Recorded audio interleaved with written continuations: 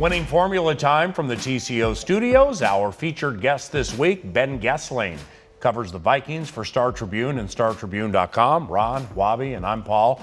Vikings start 1-0. Yeah. 2018 expectations. What do you think? Well, I think they're high. I mean, obviously, you come off a 13-3 season, you add Kirk Cousins, and I think just as importantly, you add Sheldon Richardson to the mix. The NFC is as tough as it's been in a while. I think the depth that is around the conference with Philadelphia, the Packers probably being stronger with Aaron Rodgers back, a number of other teams to look for. But the Vikings certainly, I think, are going to be one of the contenders and have every reason to think they can be a game further than they were last year. I think all eyes are going to be on the offense, right? I mean, the defense looked as good as it was last year in week 1, and so everyone's going to be gauging the progress of the offense. And however good the offense does, that's how good people are going to think the Vikings are. The scribe hit on a key name, Sheldon Richardson, who had a fantastic game against the 49ers. Ben, Sheldon Richardson's importance overall to this defense, your thoughts? I think it means a lot. I mean, I think that's a position they've wanted to see get better for a number of years. And we saw in Cincinnati with Geno Atkins what a 3-technique tackle means to that group. In his pass rush up the middle and the things he opened up for other people, draws a holding penalty, sets up a sack for Everson Griffin. When you have him plus 3 other guys of that caliber in that group, it's awfully hard to kind of pick your poison. And I think people are going to have a lot of trouble trying to figure out where to deal with that group, and not, say nothing of the fact that you have all these blitzers behind those guys. It's a lot for anybody. Yeah, I mean, when you look at what he did, I mean, there was times where he was scraping down the line, and I honestly thought it was Anthony Barr. I mean, he moves extremely well. He doesn't look like a huge, big, fat 3-technique. I mean, he looks like he can move. He's running fast, and he's explosive. If you watch when he beat the double team to get to the sack, and he, of course, didn't get it, Everson Griffin benefited from it. Yeah. I mean, that's tough for a center and a guard now to have that conversation, saying, I can't block him man-to-man, and now you're telling your tackles you have to block Danielle Hunter and Everson Griffin man-to-man because we can't take him by ourselves or Linval Joseph. It's going to be trouble for a lot of offensive lines. Now, Wabi, early in the week, you pointed out to me these young corners for Green Bay, Jair Alexander, Josh Jackson, and Kevin King, who's not a rookie, but he's very talented.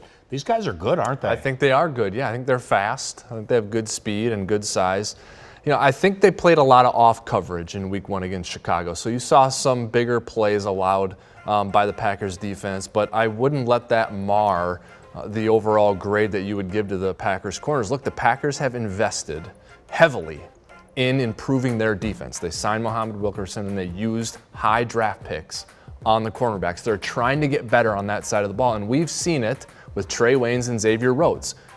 You take talented guys and you let them grow and develop with good coaching, and you give them experience. That's what they're going to do with these guys, and it looks like they have some talented players. Well, and Mike McCarthy said this morning that if he was going to grade publicly his defense after one game, the corners would have gotten the highest grade. I mean, yeah, like you said, Wabi, they gave up some stuff when they were playing off coverage, but the thing I like about them is they have guys with a little more size, I think, than they've had in the past, and you see teams that need more of that. The Vikings certainly have showed that as part of their template when you have to deal with these big receivers, and they have those guys as they grow. I think they'll continue to get better. And Ron, I'm not taking a shot at the Bears, but I mean Trubisky with Robinson and or Gabriel.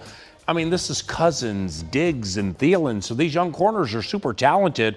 A lot of stress coming their way this game. Yeah, I mean, if you look at the game, 155 yards passing was nothing. I mean, Trubisky, he's still just learning. Those receivers, I like Robinson, but he's no Stephon Diggs. He's no Adam Thielen. I think the biggest takeaway, if you look at these two guys in college, Jackson was a man-to-man cornerback at Iowa. He loved to get up in the receiver's face. I saw it against Minnesota. Alexander as well. Louisville played a bunch of games on prime time, and he held his own. So I think right now playing off coverage is just getting his rookies to work in and figure out what is this NFL? What are we going to see? But you can't play off coverage with Stephon Diggs. You can't play off coverage with Thielen because that's what they want. They want the underneath stuff, and then they're going to set you up with a double move. And so I think this is going to be their biggest test of the year. Now, speaking of rookie corners, obviously a splashy debut for Mike Hughes, 21 for the Minnesota Vikings. What are we on to with Mike Hughes? I mean, Ben, you follow this team as closely as anybody. You never hear Zimmer early in the equation brag about a guy like Mike Hughes. No, not at all. And I don't know that there have been many guys that he has talked about as rookies the way you've heard him talk about Mike Hughes. In fact, with a lot of these young corners, you've seen him go the opposite way, where it's Xavier Rhodes. They had a longer process with him. Trey Waynes basically had a redshirt year. Mackenzie Alexander didn't play much as a rookie. So for Mike Hughes to be in there doing what he's doing, yes, injuries are part of that, but I think the fact that he's been able to pick things up, the footwork he has, the athletic ability he has, shows you that they have a lot more trust in him than you would expect from a defense that does not just give out snaps to rookies. So I think that says a lot. Yeah, the thing you learn about this league, injuries can create careers. You look at Tom Brady, you look at some other guys who played when guys have gotten hurt. Mike Hughes is benefiting. The one thing I think for a rookie he's gonna have to learn is in space, when he's in the nickel, route recognition. The guy ran a corner route and had Mike Hughes on skates. He looked good in man-to-man when he was outside corner. His coach even said it. I'm going to put him in there with the ones. This is before the Mackenzie Alexander injury. So I think they've always planned on him being out there with Trey, with Xavier, and with Mackenzie and getting some playing time. But he looks good. He caught the ball. I mean, we've seen cornerbacks here take balls to the chest. Yeah. He caught it and returned like Kyle Fuller on Sunday Night Football. And he's caught it and taken it to the house. That. So that's when you see guys in this league not make the catch. Pete Burt says all the time, DBs are just receivers that can't catch. Yeah. Well, he's showing he can catch the ball. So, I mean, he's proven that he's a rookie to be, reckoned with. I've been excited for this question all week. Better overall quarterback and why? Brett Favre or Aaron Rodgers? Both are immortality. One's in the HOF, one still is in the game.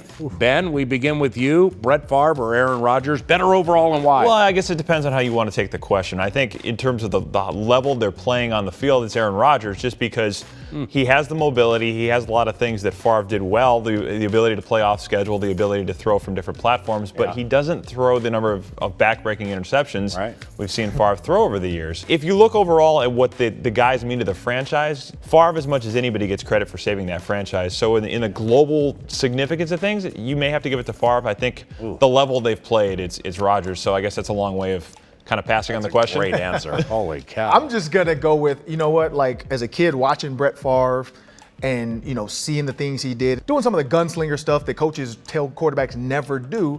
And sometimes it worked out, sometimes it didn't. But Aaron Rodgers' overall body of work right now, I know we're going to talk about Super Bowls. He's only has one. But Aaron Rodgers, to me, is a more complete quarterback. He has a better touchdown celebration with the discount double check. Okay. So I got to go with Aaron Rodgers right now. I just think his arm strength, his ability to get in and out of plays. Yeah. And, I mean, the guy played on one leg. That to me just shows he wants it, and he's going to do whatever he has to do to get his team to win. Okay. I'm classic in a world gone plastic, so I'll take Brett Favre. I mean, love it. There's no one that I have liked watch play the game more than Brett Favre. He took this team to the 2009 NFC title game, and I don't think any of us will ever forget that. Rodgers is the best quarterback in the NFL right now. There's no doubt about it. It's not a slight on him, but give me number 4. I know it wasn't an option, but for my money, with the way things ended last year, I'll take Brett Hundley. I love that game against the Vikings. I'll take it every single time. No Deshaun Kaiser? Including in Border Battle 116. Ben Goessling, Star Tribune, StarTribune.com. Ron Johnson, Wabi, and I'm Paul Allen. For all of us here at Vikings Game Plan, thanks for watching.